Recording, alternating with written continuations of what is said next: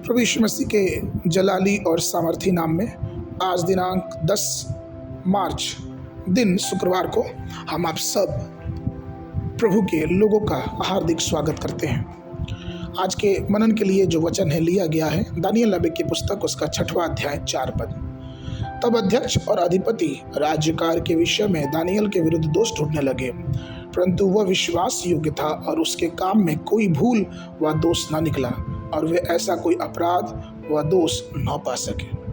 प्रियों, जीत की कुंजी सच्चाई, ईमानदारी और वफादारी में पाई जाती है। यदि हम थोड़े में विश्वास योग्य हैं तो यहोवा हमें बहुत का स्वामी बनाएगा।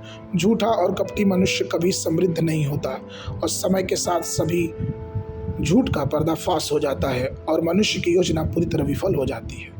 दानियल के जीवन से हम और आप इस बात को सीख सकते हैं कि हमें परमेश्वर और मनुष्यों की दृष्टि में ईमानदार और विश्वास योग्य होना चाहिए। उसने एक ऐसा जीवन व्यतीत किया जिसने ईमानदारी और विवेक के साथ कभी समझौता नहीं किया। सरकार में ईर्ष्यालु लोग एक का एक समूह था जो हमेशा दानियल के खिलाफ रहते थे और उस पर आरोप लगाते थे और उसे नीचा करने की कोशिश करते थे, लेकिन उनमें कोई भी त्रुटि वो ना पा सके। आपको मालूम, प्रकाशित वाक्य की पुस्तक उसका 12 अध्याय उसके 10 पद के अनुसार शैतान के नामों में से एक नाम है दोष लगाने वाला। आरोप लगाने की आत्मा शैतान से आती है और यह सच है कि जो लोग दोष निकालते हैं और दूसरों पर आरोप लगाते हैं वो पतित और अस्थायी हैं। दानियल के जीवन कांटों के बीच शोषण के फूल के समान था और लकड़ी के पेड़ों के बीच एक सेव का पेड़। वो प्रार्थना करने से कभी नहीं चूका। परमेश्वर के राज्य में एक विजयी जीवन जीने के लिए हमें और आपको भी चाहिए कि उस प्रार्थना का सुगंध हम अपने और आप अपने जीवन में लेके आए।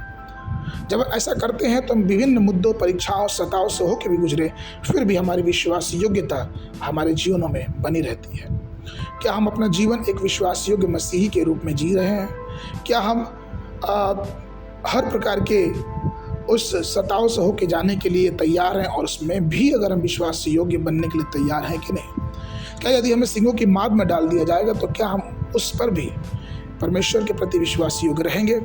दूसरा इतिहास की पुस्तक उसका 16 अध्याय 9 पद कहता है, देख यहोवा की दृष्टि सारी पृथ्वी पर इसलिए फिरती रहती है कि जिनका मन उसकी ओर निष्कपट रहता है, उसकी सहायता में वो अपना सामर्थ्य दिखाए। तूने यह काम मूर्खता से किया, इसलिए अब से तू लड़ाइयों में फंसा रहेगा। प्रियो, दानियल की क्या गवाही है जिसे सिंहों के माद में फेंक दिया गया। शास्त्र में पढ़ते हैं दानियल नबी की पुस्तक उसका 6वां अध्याय 21 और 22 पद कि दानियल ने राजा से कहा, हे राजा, तू युगान युग जीवित रहे। मेरे परमेश्वर ने अपना दूत भेजकर सिंहों के मुंह को ऐसा बंद कर दिया कि उन्होंने मेरी कुछ हानि न की, क्योंकि मैं उसके सामने निर्दोष पाया गया। और हे राजा, मैंने तेरी भी दृष्टि में कुछ अपराध नहीं किया। प्रियो, यदि हम परमेश्वर के प्रति विश्वास योग्य रहेंगे, जो काम परमेश्वर ने हमें दिया है, अपने दृष्टि में वचन के अनुसार अपने जीवन को पवित्र और विश्वास योग्यता से चलाएंगे, तो यह निश्चित है कि परमेश्वर हमें हर बातों में विजय बनाएगा, क्योंकि हमारी विश्वास योग्यता हमको एक विजय की तरफ जरूर से लेके जाएगी। मनन के लिए पद 1 तीमुथियुस की पत्री उसका 1 अध्याय 12 पद। वचन कहता है, और मैं अपने प्रभु मसीह यीशु का, जिसने मुझे सामर्थ दी है, धन्यवाद करता हूँ कि उसने मुझे विश्वास योग्य समझकर अपनी सेवा के लिए ठहराया है। बाइबल अध्ययन के लिए सुबह के समय व्यवस्था विवरण की पुस्तक उसका 11, 12, 13 अध्याय, शाम के समय मरकुस रचित सुसमाचार उसका 12 अध्याय 1 पद से लेके 27 पद तक। परमेश्वर आप सबको आशीष देवे।